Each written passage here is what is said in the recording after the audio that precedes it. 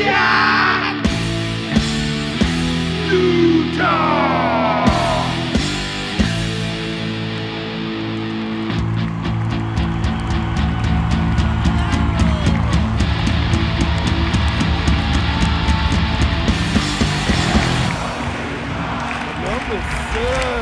This week on SLAPSHOT Utah, the Mammoth are rolling a winning streak on the road. My man, Jahn, talk to me, brother, about the Utah Mammoth. Dude, I am ecstatic. Just like last night against the Blue Jackets, we came away with one more goal than them, and today we woke up with one extra hour of daylight, and I couldn't be happier for that, Leroy. I'm happy to report, just like I told you right before the podcast started, that you, me, and Brandon were all wrong in our predictions. While we thought I thought I was being a homer predicting 4 points in this couple game stretch, and we came out with 6, baby. 6, let's go, dude. We are banging. The team's playing physical. We're going to talk about these games, these last 3 games. But first, Friday was the trade deadline.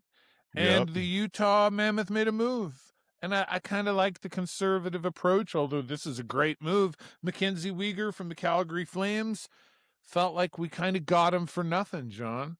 And he is awesome. I'll tell you, last night was his first game, and he was kicking and flowing with the team like he's been here all season. It was great to see it. And I was listening to KS. Actually, I wasn't listening to that. I almost lied there. My bad, Darren. My friend Darren was telling me he was listening to KSL right before I saw him when we were hanging out. He said that I forgot who, or it was actually our general manager. He was Bill on Armstrong. he was on KSL talking about they had every team almost in the league wanting Tej Iginla. But we're not giving that kid. That kid is crushing it up in Canada right now. We're not giving away that. I saw a lot of things floating on Twitter that we were getting rid of. Lamoureux was maybe part of the choice. I will say, though, as a homer of Finland sports, I am sad to see my boy Olli Mata leave. And Olli Mata, you were a legend. You came in and you did exactly what we needed in this young team last year. You brought us out of some like real bad situations and you made it better. So Olli Mata, round of applause for original Utah Hockey Clubber, man. You did great, brother. And we wish nothing but the best for Olli Mata in Calgary, man. Yeah, love Ollie. That being said, that was a lot of healthy scratches. Look, we lose a defenseman, we pick up a first-line defenseman, and now we didn't have to give away a first-round pick anyways. We'll get away 3 second, which that's cool that we could even do that. That means we have a lot of draft capital. Yeah, there's a lot of roster spots that we don't, we've got too many players for, so we got to unload some of those picks. Agreed. And of course, Jonathan Castagna sounds like might be a good player, but the rumor is that he probably wasn't going to sign an entry-level contract for the Mammoth anyways, just because his path to the NHL was going to be so difficult. So look, it's a move that works for both teams. It sounds like Olli Mata is excited to play for Calgary, so it's great. But we are pumped to have Mackenzie Weger, and I'll tell you why. Agreed. Because all of a sudden, this Utah Mammoth defense is kind of stacked, is kind of loaded, is kind of deep. Look, last night in the Columbus game, Sergachev couldn't do it, can't get on the ice. Just, it was about 10, 15 minutes before game time. We didn't really miss too much of a beat. I mean, we had we had Weger and Dursey on the first line. That's legit. Agreed. And Marino and our dude Schmidt is killing it on their line. And so all of a sudden we have a lot of depth.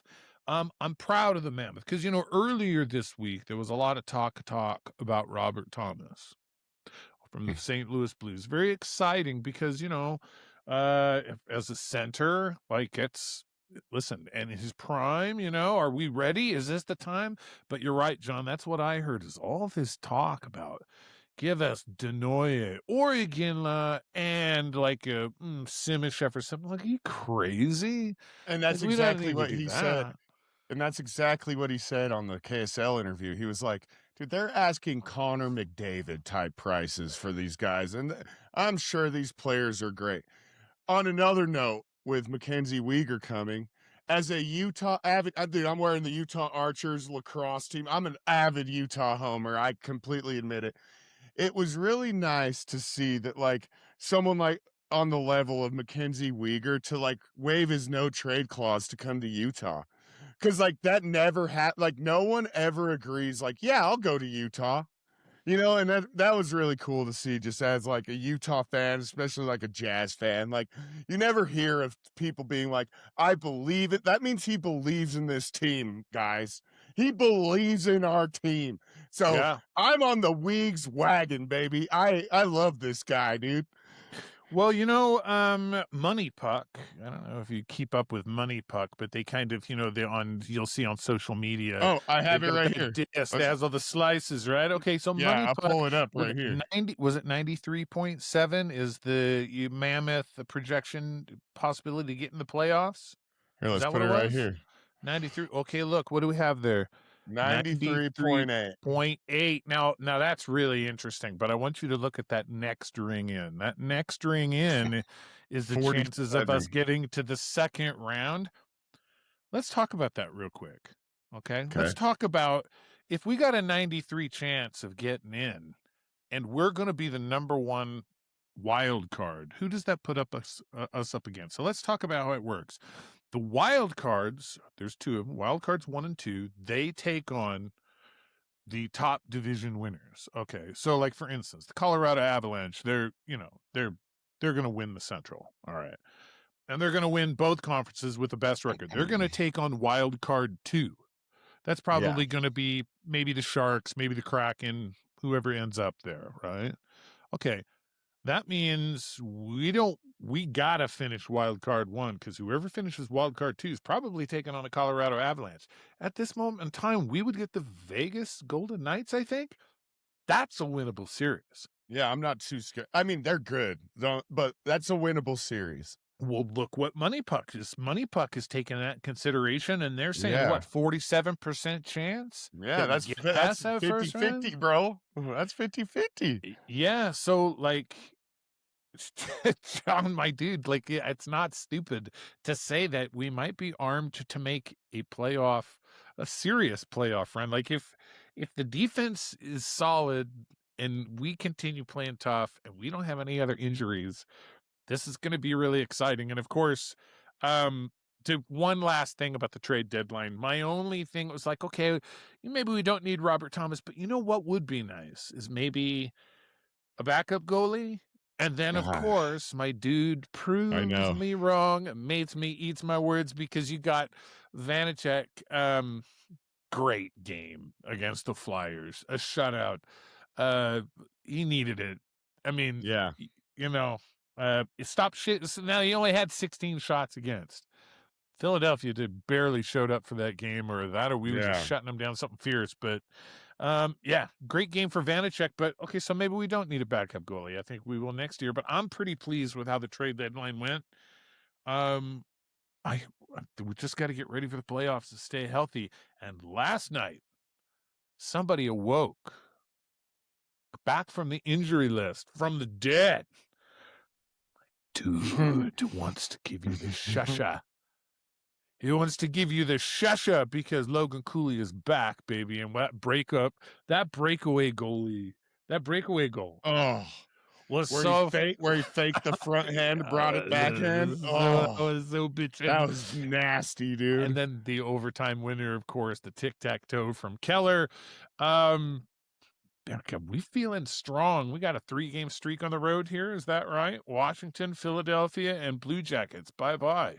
Yeah, dude. And hey, we'll just start from the first game, right? Let's start from the first game when we took on the Capitals, right? When I was watching it, I just made especially after watching that horrendous loss that we all experienced last Sunday, where they just came out flat. They came out like they weren't really trying that hard. Against the Capitals, they came out like they injected Red Bulls directly into their veins, Leroy, and that was awesome. That was one of my they came out, they were you could tell that Ford's nil loss really got to them, dude. That like hurt them. And it was fun to see them flying around. One of my favorite parts of watching the Capitals play, obviously, is Ovechkin, because he just reminds me of like when I'm at my nephew's birthday party and I just play all-time quarterback. Like he just sits right there in the pocket, just ready Yeah, to one he time. Like just he sits does there. nothing else. Yeah, I know. He's got his spot there, and it ends up over there. Rocket is coming. Just a quick side note about Ovi. I don't know if you saw the news that his longtime teammate John Carlson got traded from the Capitals to the I did see Ducks. that. Did you see Ovi's reaction? He was He was pissed. he was disturbed. Yeah, like Yeah. I mean, anyway, gosh, I just love Ovechkin. He's I just I do yeah. too. He's the man, dude. The other little note I made, which I thought was cool that they brought up in that game, was our assistant coach, Blaine Forsyth. I think that's how you say his name, was with the Capitals for 20 years. Is Yeah. that, did I hear that? Like that's what they said, right? Like I that's, missed that out completely. yeah, but that's pretty cool that we have a coach in there, and like a coach in our on our bench that has 20 years experience, like away from here. That means that boy knows puck, baby. And Yeah. that was really cool. The Uh, other note I made was mhm. this is my last note on that, and I'll shoot it over to you, my bad, Lee. But I like that our announcers Nick and I just blanked his name. Dom. Yeah, I love that. My favorite bit is that they call the Mammoth the good guys. So they'll be like two going into the intermission, 2-zip good guys ahead. I just think that bit is hilarious, and I love that. Yeah, great game, that Washington game. Veggie with a 92% save percentage, stopping 23 of 25 shots. Great game. Goals by Gunther, goals by Sergachev, goals by Peterka. Peterka consistently productive this season, don't you think? Agreed. Like, he doesn't go through huge droughts. He's always in the mix. Love the work ethic from Peterka. All right, so then we go to Philadelphia. Feels like, you know, we took care of them pretty easy. Of course, Mammoth Almanac. Wasn't he in Philly for the game? Oh, young Munching Jerry right behind the cheesesteak. bench. Yeah. Yeah. Of course, the Utah Mammoth rewarded our dude with a 3-0 shutout, courtesy of Mr. Vanacek. Well, and bring Goals. it back to Vanacek too. 100 career wins. That was his 100th That's career right. win. So good for Huge. him on that. Yeah, huge. And like you said earlier, like we're talking about playoffs and wild card runs and all these hopes and dreams that we have as Mammoth fans. I remember going into that game and I was like, fuck, VTech is starting. And he came out and played on his head, and I couldn't be more proud of him.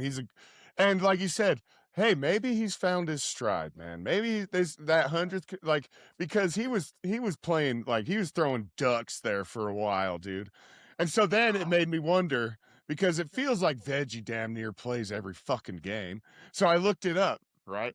So the big guys like Hallebuck and all these other guys that are like clearly the number one goalie, they play between 60 and 70% of the games. So last year, Veggie started 55% of our games.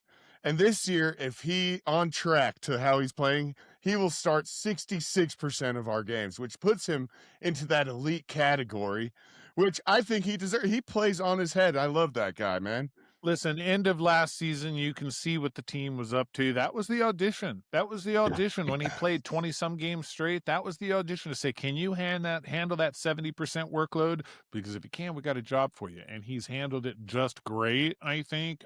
That's what he's on track for. What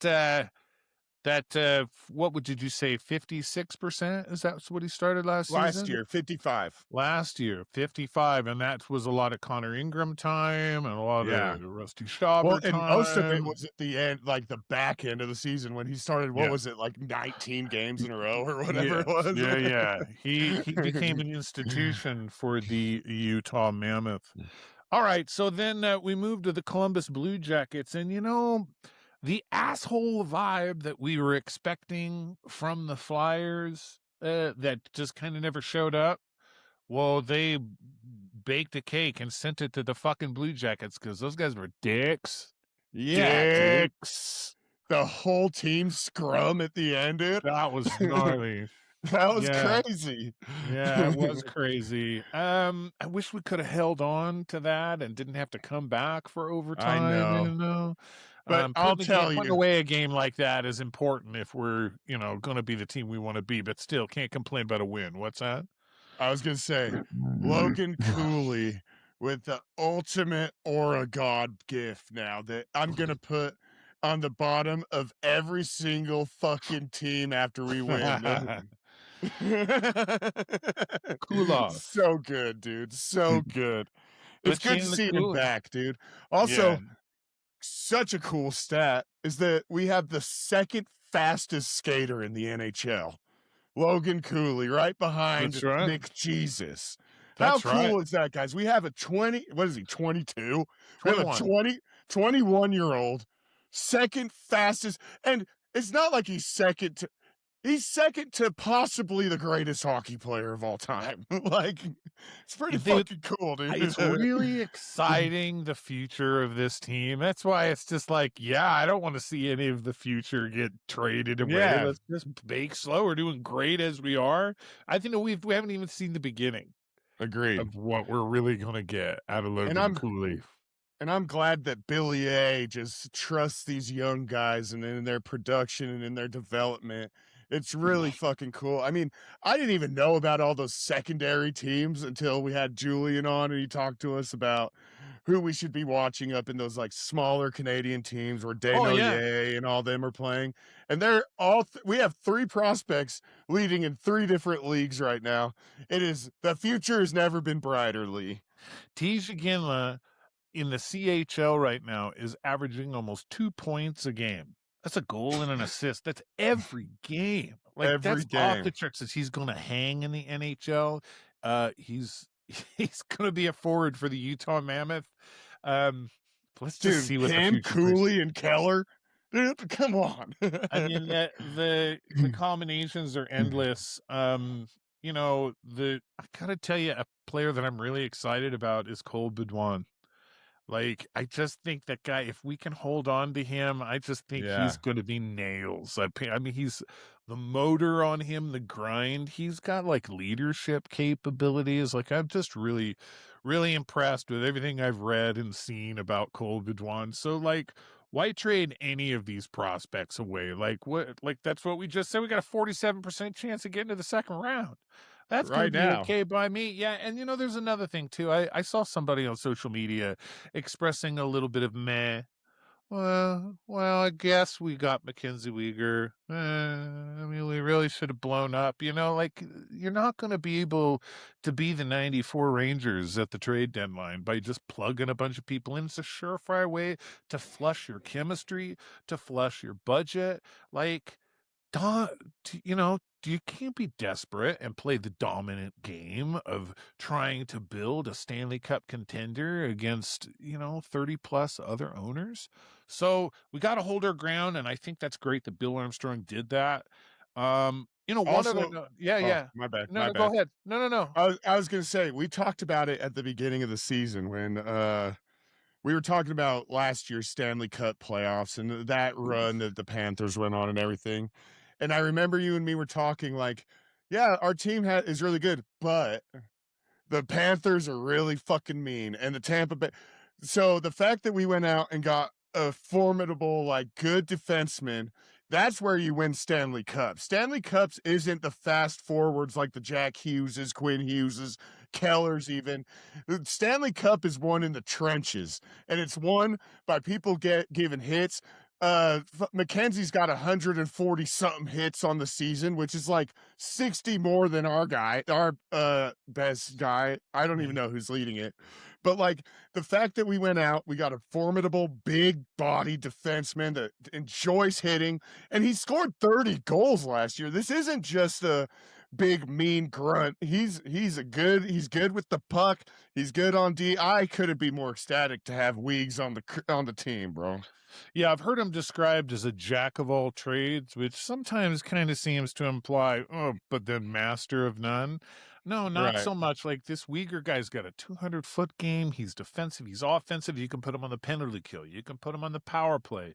Like it was only a few seasons ago. Like he had this great point total. I think he scored like, I think it's this great point total. So like it just the depth alone is great, but also you're absolutely right. Like he brings a professional presence, like an experience, a leadership, a confidence to that group. And, that's kind of the reason we brought in guys like Ian Cole or Ollie Mata for that matter, even though Mata was Right. really to come in and save our ass, but to infuse some experience and some leadership. And I couldn't be happier with the direction the defensive crew is going with. We got a lot of wild cards out there on, with the skaters, Boot, Simishev. I mean, you could just go on and on again. Ledenoye, Bidouin, like all of this optimism coming our way. I wanted to say one other thing going back to the Blue Jackets game. Mm-hmm. Our Harvard boy, Alexander Kerfoot, with the Gordie Howe hat trick. It's nice to see. I don't think I've ever seen Kerfoot fight.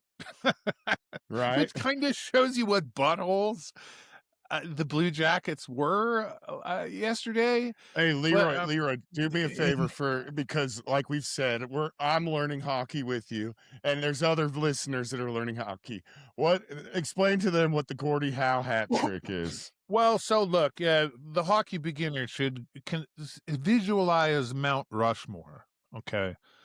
And of course, the hockey Mount Rushmore. And of course, right there in the George Washington spot on the hockey Mount Rushmore is Wayne Gretzky. And then, of course, maybe another person is Mario Lemieux. Maybe he's over in the Thomas Jefferson spot. And Bobby Orr, Boston Bruins Bobby Orr. He belongs on the Mount Rushmore of hockey. But maybe the most important, the grandfather, the Mount Rushmore, everyone's Mount Rushmore has Gordie Howe, okay, from the Detroit Red Wings, and a Gordie Howe hat trick. Gordie Howe is a physical, offensive, defensive type of player. A Gordie Howe hat trick is a goal, a fight, and an assist. Okay, Hell you yeah. got to have a goal, assist, and a fight. So you take care of business yourself, you help somebody else out, and you kick a little ass. That's the Gordie Howe hat trick. So that's Love what Kerfoot has, that offensive night, being a contributor and getting some fisticuffs in there. You love to see it. He got the shit punched out of him. Oh, yeah. Oh, I think we can listen. Get your heads up, Kerfoot. Like we need to. John, did you see what I saw? Because I saw all of our guys get their ass kicked. Yeah, all our guys. Yeah, we need to get some boxing lessons out here, dude. Yeah, well, hey, to our dude's credit, the Blue Jackets are one of the more physical teams. Like they got some of the best fighters. It was in bullshit the league. that we had. How many? Do we have 4? Did we have 4 in the penalty box too? Yeah, I know they were all sitting there like they were waiting for a bus. Yeah, the ref was out there like Renski- this. The ref was like, "All right, penalty on Yeah, I 92." know. He brought his notes up. That was great. Okay, I want to shit on the Columbus Blue Jackets for a quick second here. All right, this is nothing. This is just on looks. This is just about your looks. Your uniforms suck. Okay, they're ugly. Lose the red pants and do something with that bitchin' cannon. What is that? Dude, what is that mess on the front of your? I mean, people could barely figure out what a fucking Blue Jacket is, anyways. Let alone put that scrambled stars and stripes mess on your front. Man, get that cannon on the front. Change your color scheme. Do something. You got so much potential, but your uniform sucks. I completely agree because I didn't know. Like I said, we're all learning shit. I didn't know they launch a cannon after every goal. That is badass, dude. That's fucking cool, bro. It's loud as fuck too. Yeah, and they need it, like you said. They need to lean into the cannon. Like if they put a badass fucking cannon, like shooting, like the flames coming out, like that would be so cool. They have an alternate jersey for like one of the events or something, like the Stadium Series or something, and it has like a Civil War cannon is the crest Yeah. logo on the front. Columbus, you guys would be so much cooler if you just went with that, but Right. be lame. See if we care. We were the Well, hockey club. literally. Yeah. Yeah. I'm pulling it up. So the viewers can look at it, so they don't have to look it up. Oh fuck. Look Oh at, are you yeah, technical that's deal? Yeah. fucking kick ass. Here, let me share this. Yeah, put that on the screen because that cannon is badass. That's your identity right there. Yeah, that's Look at fucking cool, that. dude. See, Man, dude, lean into that. I'll tell you, another team right along. Look at that beauty. Another team right along with it That's is the fucking Los cool. Angeles Kings. Okay, so people for decades have been squealing for the old crown. A lot of people, if you don't know, the Los Angeles Kings used to be a purple and gold thing, kind of like, their elbows linked with the Los Angeles Lakers, sort of. And then once the Yeah. Raiders came into town and they kind of wanted to be the winning, tough mentality, a lot, the Kings turned to silver and black, but they had this weird, almost Chevy logo that said Kings with like the speed marks on the back. Well, that's what they've kind of reverted back to. But what everybody wants is that old ornate crown when they wore the purple unis. Just take that ornate crown, but make it the silver and black combination, and all the fans will be happy. But no, we have to wait until everybody gets their shit together when it comes to how we like our uniforms. But good grief, that Columbus Blue Jackets cannon on the front of that sweater So is cool. badass. Yeah, that is badass. It makes me wonder, and we've talked about this. What do you think? Do you like, because we're in our second year? Is our alternate jersey in 10 years going to be the Utah Hockey Club jersey? Or are we going to have, I think we need to do like we've discussed. You do the mountain blue with the tusk, with the U tusk or whatever. Yeah, I think what you do. This one. Yeah, you have an alternate, which is the blue with that on the side. But I'll tell you, here's what I think. A lot of it has to happen is we got to find out what the destiny of hockey in Arizona is, because if there's going to be an Arizona or a Phoenix team, ideally they're going to be the Coyotes. Okay, so if there's no Phoenix team, no Arizona team, or there is one and they decide not to be the Coyotes, then I think just kind of like the way the Avalanche kind of claimed the Nordiques, then I think we take the Kachinas, and then that's our throwback. But yeah, kind of depends. Arizona gets first kick at it, and I think hockey's going to come back to the desert sooner or later. I want it to, because that. Go ahead, my bad. I was just going to say, I think Arizona wants to be the Coyotes, and I think you were about to say the same thing. Well, no, I was going to say, because that's going to be an epic rivalry. I want it to come back because they fucking hate us. And I don't really hate them, but it would be fun to just, because they're trying so hard to make the Avalanche like our rivals, but Red Wings Avalanche, that's bad blood for generations, and so like they're never gonna hate us as much as they hate the Red Wings, and the Red Wings like fucking hate them too.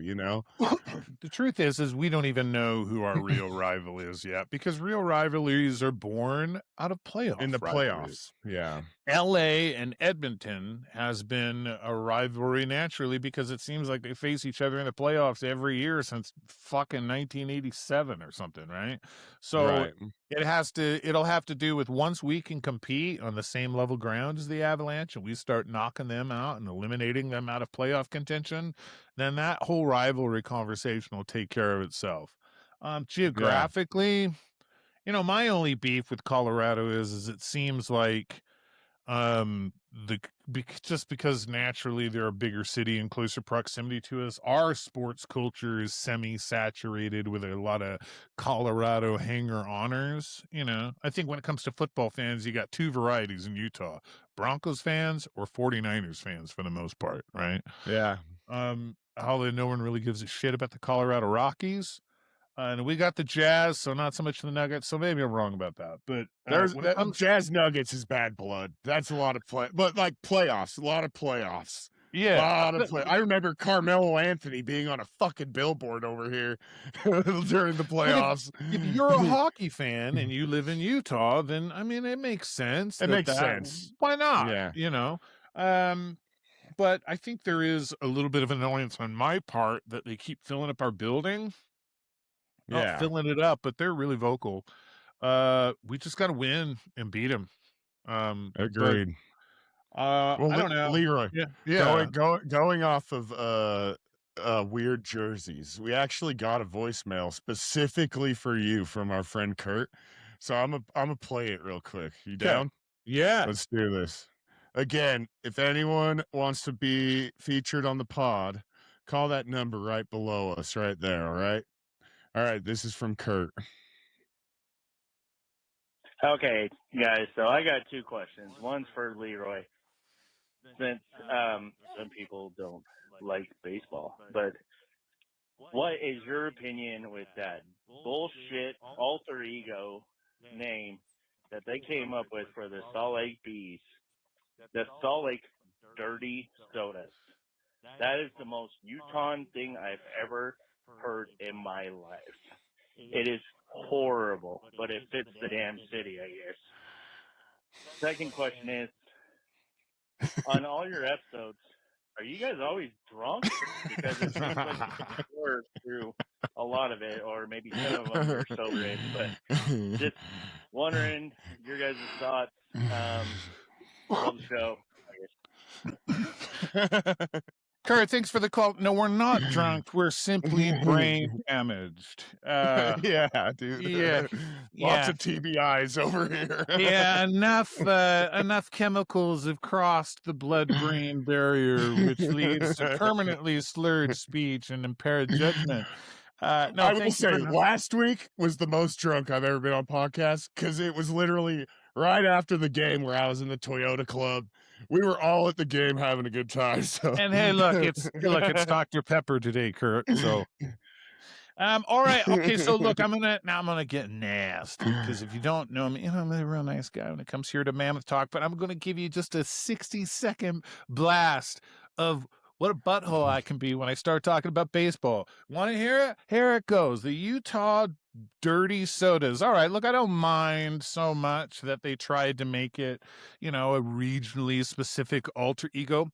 The problem is that's a trendy thing that AA teams have been doing for 2-3 years now. So once again, you've got Utah sucking ass, sucking the tail end of what's cool. We'll come up with an alter ego. Now, all right, fine. But here's the part that gets me. Is all right, it's the Dirty Sodas, but actually sponsored by the company that the Larry H. Miller Corporation owns. And so it's not only that we'll call them the Dirty Sodas, but we'll also incorporate it into a way that you come to Dirty Soda Nights and we turn it into a big fucking advertising thing for our benefit. And the problem is, and that's the thing is with Utah, maybe not everybody's here yet, but we're not fucking stupid. There's a lot of us that can see right through it. Listen, I already know you're putting your head in the sand and you're ignoring the fact that a lot of us don't like the move. We didn't like the move from 13th. The architecture of that stadium is fucked. The sight lines, there's not a single seat in the stadium where you can see both foul lines as they connect to the foul poles. Oh, really? No, yeah, go and check it out. There are so many design flaws in that stadium. It's as though it were designed by someone who'd never been to a baseball stadium before. On top of it, I've got so many other gripes with the convenience store atmosphere and how they deal with their concessions. But listen, you want to create a ballpark like that's fine. But when it comes to the Dirty Sodas, it comes off as a schmaltzy advertising routine, in my opinion. And it's a trend that's already played out. We have the Abejas. I think that's great. I think that's cool. I thought that was cool. Yeah, I like that one. And when it comes to big baseball, like Major League Baseball, look, when it's your turn to go see the Boston Red Sox, you don't want to show up and see them in an alternative uniform. When you show up to see the New York Yankees or the Los Angeles Dodgers, you want that classic look of your jersey. You want the institution, the tradition. Minor League Baseball, we can have some fun. I can loosen up my sphincter for 1 or 2 seasons and deal with an alt identity. But come on, let's keep it real. Let's not be so predatorily marketing about it. Have some class, So at any rate, I'm not going to bitch about it. The Dirty Sodas, the Trash Pandas, the Flying Squirrels, I mean, it's a trend in baseball right now, and if it's a little bit of fun, then so be it. But I hope that they realize that we can see through the advertising routine, and it's tacky. I So, hear anyways, it. that's I'm my kind bitch. I love it, dude. I'm I'm a little indifferent because, like I've said before, like the fact that they're not a major league team, I don't really pay too much attention to them. And that's no gripe on them or anything. It's just me being fucking elitist, I guess. But I think it's funny because sometimes, sometimes in Utah, we sit here and we defend ourselves. We go, no, we're actually cool, guys. We're actually cool. And I think sometimes we need to lean into the weirdness that is Utah. I agree. I like how weird Utah is. And I know it's not for everyone, but I kind of like it. I think it's funny. I'm definitely going to get a Dirty Soda's hat because it's because the fact that it's a little cringe. I kind of Sure. like it. I like my favorite alternate jersey ever is the San Antonio Flying Chanclas, where they have the fucking chancla. Like, I think it's hilarious. But going back to what you said, the Bees unis, the Salt Lake Bees, it is the perfect uniform. Like, if we had an MLB team, I want it to be the Salt Lake Bees. And I want it to be at Smith's Ballpark on 1300 South and Main Street because that is a perfect baseball stadium. It's the perfect baseball, and it sucks that they're going to turn it into condos. I know Mendenhall's like, no, we're going to turn it into a multicultural event area. No, you're fucking not. They're going to plow that and make it into $700,000 townhomes that no one can afford, where you have a tweaker passed out on your front porch when you wake up in the morning. And I know this because I work a block away from there. So it's like, we see right through the bullshit. And fuck you guys, see? Enough dooming, John. Quit with the black bill because there is good news, very good news to counter out this, because you could go to the minor league baseball stadium, in which I like the Ogden Pioneers quite a bit, or the Raptors The actually up there. Raptors. But listen, that's not the best baseball ticket in Utah. It's not. It's not the best ball ticket in Utah by a mile. I'm going to tell you what the greatest, latest, newest baseball ticket in Utah is that everybody needs to go check out. The University of Utah Division I baseball team has opened up a new stadium by the University of Utah. And if you haven't seen the pics, if you haven't seen the view, if your heart is a little broken, reminiscing about that beautiful view on 13th over at Franklin Covey or Smith's Ballpark or whatever we've called it over the last, and now it's not around anymore, go up and see some University of Utah baseball. I'm going to have to. You got to. I'll tell you another thing about college baseball, which is just off the hook. It's the perfect combination between pro skill and little league spirit. I mean, no one's sitting on the top step of the dugout more intensely cheering on their dudes as the other guys on the team. Like, and that's the thing, is like, sometimes mistake happens and sometimes people can't get over the clink of the bat rather than the crack of the bat, because they do use aluminum bats. But University of Utah baseball, I gotta tell you, go check it out. There's no drinking, so you'll have to pregame, but University of Utah baseball, go check out that new stadium. It's small, it's intimate, it's got the beautiful mountains. Yeah, Sunnyside Park. It's right off of Sunnyside, and yeah, whatever, where the tailgates happen for the games. Yeah, that's actually in the same parking lot as where you can also go watch the Utah Skating Utes. And unfortunately, there's not a lot of home games left, but hey, that'll definitely be on the. Hey, we should go hit a Utah baseball game, dude. That'd be fun. We should. Before the Utah hockey season's over, we should try and sneak over there for something and maybe do a live. Agreed. We'll see. That'd be fun. Well, let's move on to this next week. Okay. We got a big week. We got 4 games in fucking 6 days. Okay, so, well, let's bang on. We're gonna crush the fucking Blackhawks. We're gonna beat down on the port, because the Blackhawks have traded away their captain. The neck is exposed. Oh yeah, Folio, he's gone, and so they're in punt mode. The Blackhawks are just blood in the water. Look, we're gonna end up losing 5-0. I have to say this, but we're blood in the water, so we're gonna beat them Monday. So look, what else do we have going on this week? We got back-to-backers, because it's Monday in Chicago And then we got to flip on up to the The the Wild. land of many lakes, the land of Yeah. 10,000 lakes, the Minnesota Wild. Great Hey, team what in do you? Minnesota. Great team, and now their big transaction that happened this year is they picked up Quinn Hughes from Vancouver.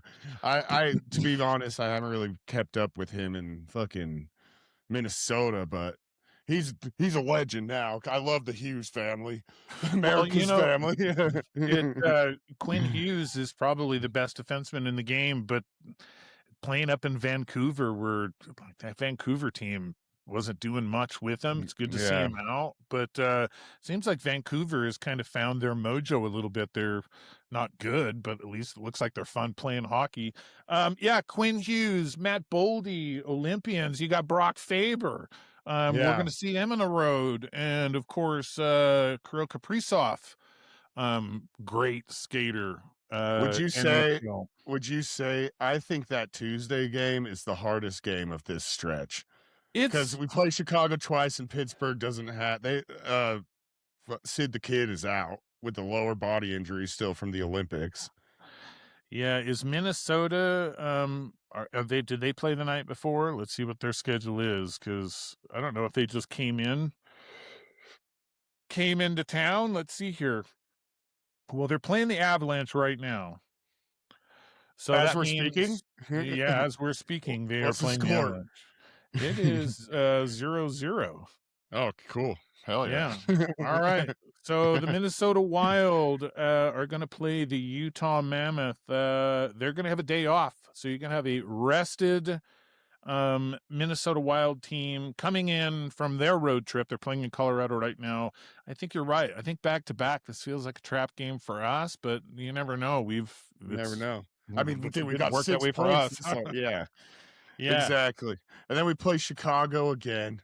I think we split those. I don't know how we split them, but I'm guessing we're going to split those. Maybe we beat them twice. Maybe that thumping we took last Sunday awoke something. And I think especially with young Weegs on the back end and the blue line for us, might be a little different. I don't see him scoring 4 on us again. I don't know. It seems like every time I'm anticipating kicking the crap out of the Blackhawks, they surprise us. So right, yeah, maybe we do drop one of those, or at least take one of them past regulation. The Penguins coming to town. No Sid the Kid though. But you do have Malkin is going to play. Yeah, I'm not too worried about them. The last game I watched them, they lost in a shootout with the Rangers. I think it was last Monday or something. I haven't watched much of Pittsburgh, but if they're on, I watch them. Okay. Well, not with Crosby gone, not really. But yeah, I'm going to guess in this stretch, I'm going to give us 6 points. I think we win 3 of these 4 games. I'm right with you. I think we go 2-4. I think we win. I think we get 6 points. I do. Yeah, I think we win. That Minnesota game's the only one I'm really looking at, kind of like, that one, you know? Yeah, we drop that one. You know, maybe I'll just say 5 to be a contrarian, but I'd be surprised if we didn't pick up 5. Maybe we lose 1 in overtime. Hell yeah. Yeah. Well, Leroy. Yeah. Great recap, buddy. This was fun. Yeah, quick reminder, if anyone ever wants to call in, call the number. Also, I hate to be this guy because I'm not a YouTuber, but 61% of the people that watch this show regularly are not subscribed to our YouTube channel. So if you'd so lovely and want to help us out, because it helps with algorithms and it helps with everything, hit that subscribe button. If you really care, hit that notification button. That would be really cool too. But Leroy, it's been a pleasure. Go Mammoth. I fucking love you guys. Thanks for listening to another episode of Slapshot Utah.